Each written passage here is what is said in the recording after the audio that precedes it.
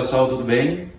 Vamos começar a falar hoje sobre um tema dos mais importantes na cirurgia plástica, que é a cirurgia estética mais realizada no mundo e também a cirurgia estética mais realizada na nossa clínica, que é a mamoplastia de aumento, a prótese de mama. Tá? A prótese de mama, a gente já tem mais de 50 anos de uso das próteses mamárias e elas passaram por um sistema de evolução. Então a gente começou com a primeira geração dos implantes mamários, hoje em dia a gente está em uso da quarta e quinta geração dos implantes mamários. E a gente teve uma evolução importante na qualidade e na configuração dos implantes mamários, tanto em relação ao gel, que é o que fica por dentro do implante. Esse gel foi aumentando a sua corrosividade e hoje em dia a gente tem um gel com mais qualidade, um crosslink mais diferenciado. Isso faz com que a gente tenha uma melhor manutenção de resultados a longo prazo, com menores deformidades da mama. E a gente teve uma evolução importante também em relação à cápsula da prótese, ao envoltório da prótese, que a gente também chama de shell, né? Então houve uma evolução na resistência do material que a gente tem no revestimento das próteses, minimizando também a questão de rompimento e ruptura de próteses por traumas ou outras causas quaisquer. Tá? Então a gente partiu da primeira geração dos implantes, lá na época que Cronin e Gerald idealizaram o primeiro implante mamário, tá? E a gente está hoje em dia na quarta e quinta geração dos implantes mamários. E o que é que eu notei com essa evolução? A gente teve uma experiência com algumas marcas, hoje em dia eu tenho uma marca específica que eu uso. A gente teve uma evolução também na questão da projeção dos implantes. Então hoje em dia a gente tem alguns formatos de implantes mamários, é o que a gente debate bastante aí nas consultas. Basicamente a gente tem os implantes redondos, e esses implantes redondos a gente tem geralmente alta, moderada e baixa projeção, e também a gente tem os implantes anatômicos, que eram antigamente conhecidos como gota, mas a gente usa o termo mais anatômico hoje em dia, que é um implante que ele tem um abaulamento no polo inferior da mama e no polo superior ele é um pouco mais reto, mas que ele sofre uma questão de preconceito mesmo, até dos colegas cirurgiões plásticos, de alguns pacientes, de que implante anatômico não dá uma mama bonita, não deixa uma mama bonita. Isso é um mito, depende de como é usado, e eu vou detalhar isso para vocês um pouquinho mais para frente, que é justamente a técnica que a gente usa para a confecção da cirurgia de implante mamário. Então, basicamente, a gente tem os implantes redondos e os implantes anatômicos. A minha maior experiência é com implantes redondos para cirurgia estética. Eu sou um cirurgião que vem do treinamento também de cirurgia reparadora, então a gente tem essa experiência com implante anatômico nas cirurgias de reconstrução de mama, mas para estética a minha preferência é o implante redondo. Na escolha do implante eu tenho que observar alguns pontos na mama do paciente. Isso vai me ajudar na escolha do tipo de implante.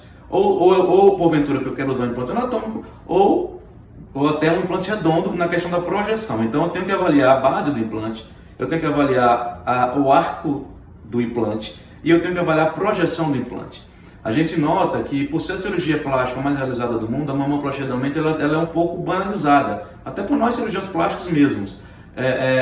Mas ela tem muita ciência por trás dela. A gente não pode negligenciar algumas informações para vocês, tá? A gente sabe que nos últimos anos houve uma evolução desse tipo de cirurgia. Os bastidores evoluíram mais do que a própria técnica cirúrgica, embora a técnica também tenha evoluído, mas o planejamento, que eu quero falar para vocês é o planejamento. Eu sempre brinco com os pacientes que às vezes as consultas de cirurgia de implante mamário demoram mais até do que as cirurgias, porque o planejamento é fundamental. Então a ideia é a gente fazer um planejamento minucioso e seguir esse planejamento à risca na hora da cirurgia, minimizando, diminuindo algumas decisões críticas do período do transoperatório, porque aí a gente minimiza erros. Então um primeiro ponto do planejamento é uma abordagem biodimensional, que é respeitando os tecidos dos pacientes.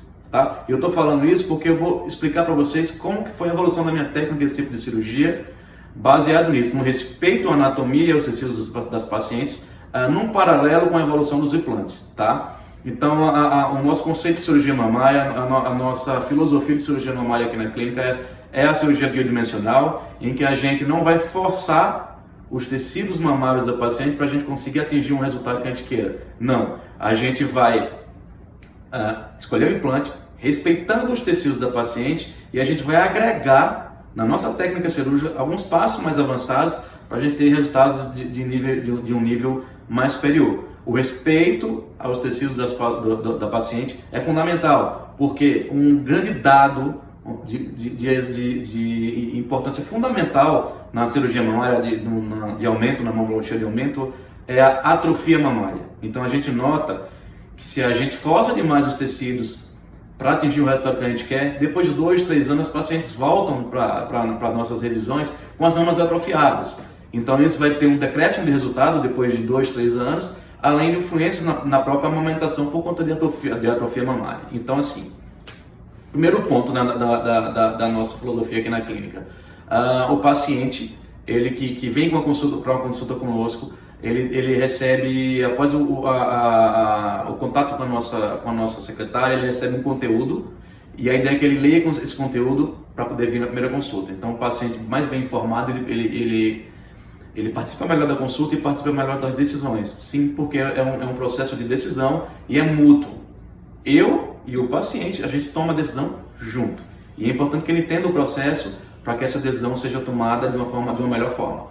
Então, baseado nisso, a gente faz essa primeira consulta, eu procuro avaliar a mama do paciente como um todo. Existem várias medidas mamárias que a gente afere e a gente joga dentro de um guideline específico que vai nortear a escolha da técnica operatória e também a escolha dos implantes. Via de regra, como eu falei no início do vídeo, para cirurgia estética eu prefiro os implantes redondos, mas eu gosto muito da base do implante, porque eu acho que a mulher brasileira, ela gosta de colo, ela gosta desse meio da mama bem dividido, bem marcado, que a gente chama de cleavage, e isso é feito pela base da prótese, tá? A projeção é um dado importante, mas eu não sacrificaria a base da prótese por uma projeção. Eu acho que a gente consegue agregar a projeção com outras técnicas, tá? Mas eu acho que a base da prótese vai me dar uma fundição mais profunda, uma estrutura mais profunda, um alicerce, onde eu vou organizar toda a minha mama. Então, essa base da prótese, ela tem a definição baseada na base da mama do paciente, tá? A gente tira a distância da fúcula external para as areolas, a distância da areola para o suco inframamário. A gente tem que ver a distância entre uma mama e outra, porque esse meio da mama, esse setor anatômico entre as mamas é fundamental, ele é mais valorizado hoje em dia que o próprio colo mamário marcado. O colo em bola, que a gente chama Baywatch, ele é vulgar hoje em dia, então a mama ela tem que ter um colo natural consensual, o cleavage, que é esse setor medial entre as mamas bem marcado, bem dividido, que é a linha do decote, e sem passar a mama na lateral, tá? Então, após todo esse exame físico e a definição do tipo de implante, a gente vai para a proposta da técnica operatória. Eu evoluí minha técnica ao longo desses anos, eu tenho minhas preferências. A gente sabe que a via de acesso para colocar, que é para onde a gente corta para colocar o implante, ela pode ser por baixo da mama, no sulco inframamário, pela areola ou até pela axila. A minha preferência é pelo sulco inframamário, eu acho que é a via mais fisiológica e a literatura corrobora isso, é a via que tem menos complicações, e para as cirurgias mamárias mais modernas, mais avançadas, que é o que a gente tem feito hoje em dia, essa é a via de acesso que me permite realizar da melhor forma, com o melhor conforto e com melhor performance nesse tipo de cirurgia, tá bom? Plano de colocação é onde a prótese fica na mama. A gente tem basicamente o plano submuscular, tá? A gente tem o plano subglandular, que a prótese está acima do músculo, e nesse plano acima do músculo eu tenho também o subfacial, que ela está acima do músculo, mas abaixo da face do músculo. Então, em todo o meu histórico de cirurgia de mamoplastia de aumento, o meu plano de preferência sempre era o subfacial. Tá? Só que as minhas pacientes foram voltando no longo prazo e eu fui percebendo essa atrofia mamária que vinha acontecendo em vários casos meus, e isso passou a me incomodar, embora as pacientes não notassem tanto, mas quando eu fazia a avaliação das fotos antigas, eu percebi esse componente de atrofia mamária. Então eu fui percebendo que eu precisava de um pouco mais de tecido em cima das próteses, né? Isso ainda no modelo antigo de prótese da marca que eu uso. Que era um modelo que tinha menos projeção. Com a estreia no Brasil do modelo novo, que é um modelo que tem uma base um pouco mais estreita e uma projeção bem maior, eu passei a perceber ainda mais isso e passei a sentir a maior necessidade de um pouco mais de tecido por cima da prótese. Foi aí que eu fui evoluindo nas técnicas, e aí eu cheguei na mamoplastia híbrida, onde eu coloco o enxerto de gordura na mama após a colocação da prótese. Por que o enxerto de gordura para mim foi fundamental? Porque eu passei a não ter que aumentar o tamanho da prótese para ter aquele resultado que às vezes eu e as minhas pacientes queriam. Eu parei o tamanho da prótese um degrau antes e cheguei no volume final com enxerto de gordura. Então, isso foi um dado, foi uma ferramenta que eu comecei a utilizar na minha prática para ter menos atrofia mamária por conta do efeito da prótese, da pressão da prótese sobre a glândula mamária. Tem muitas pacientes jovens e me preocupa, inclusive, com a questão da amamentação no futuro.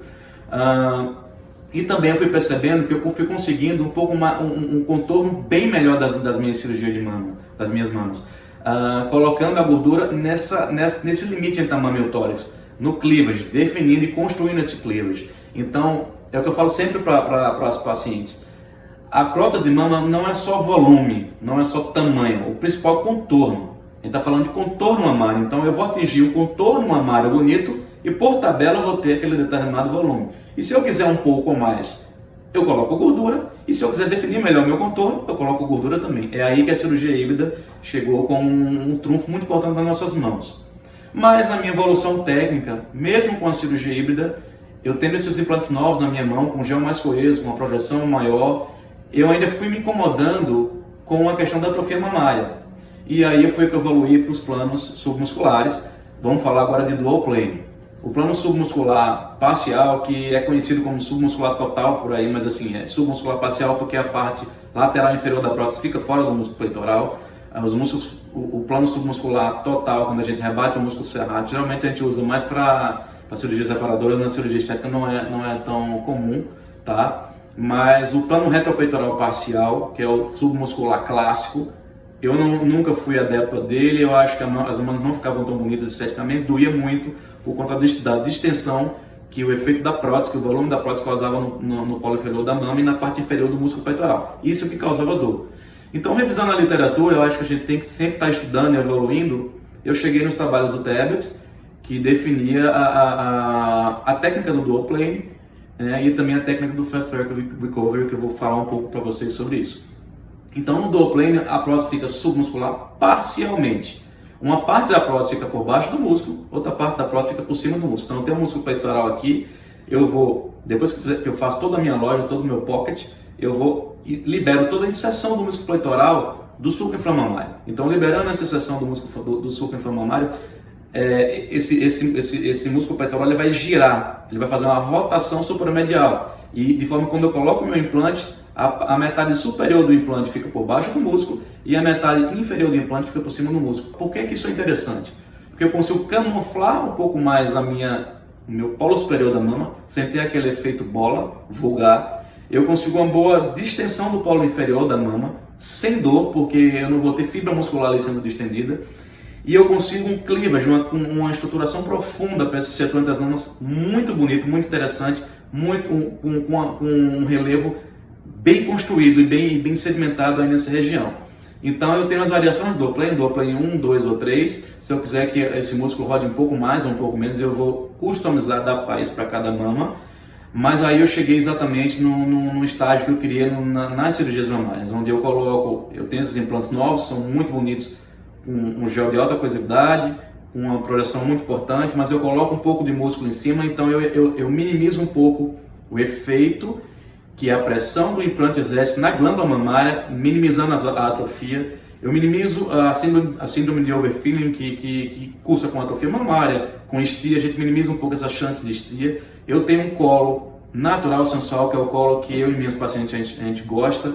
Eu tenho um cleavage bem definido, que eu acho que é o mais bonito de todo esse relevo mamário. E tudo isso com recuperação rápida e sem dor.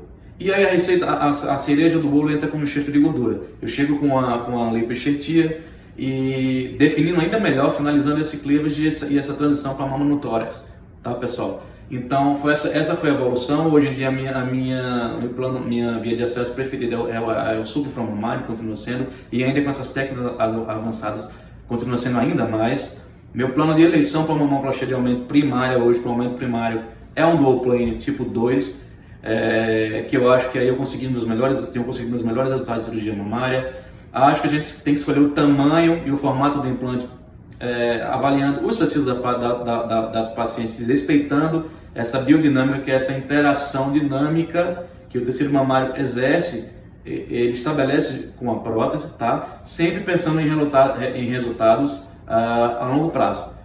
Não existe receita de bolo. Eu acho que o cirurgião ele tem que ter as ferramentas na mão, a expertise, para indicar a cada técnica para cada mama. Eu sempre falo para meus pacientes, cada mama pede uma técnica diferente. Então os produtos vão evoluindo, vão mudando e vai sempre aparecendo coisa nova, as técnicas vão evoluindo e nós, como cirurgiões, temos que evoluir também, mas sempre com embasamento em literatura científica. E os nossos resultados vão ensinando um pouco a gente, tá, pessoal? Então, assim, a gente começou o canal falando sobre a cirurgia, que é o carro-chefe da nossa clínica, também é o carro-chefe da cirurgia plástica mundial, a cirurgia plástica estética mais realizada no mundo, que é a mamoplastia de aumento. Eu falei um pouco para vocês sobre a minha evolução técnica. A ideia nesse canal é a gente aprofundar um pouco mais as discussões, eu não ficar falando coisa muito básica, porque isso a gente já tem lá no nosso Instagram, no feed e tudo mais, mas é aprofundar um pouco mais as técnicas de cirurgia plástica, os temas que vocês têm mais dúvidas lá nas nossas redes sociais, tá? Então, assim, foi um prazer falar com vocês e até o próximo vídeo.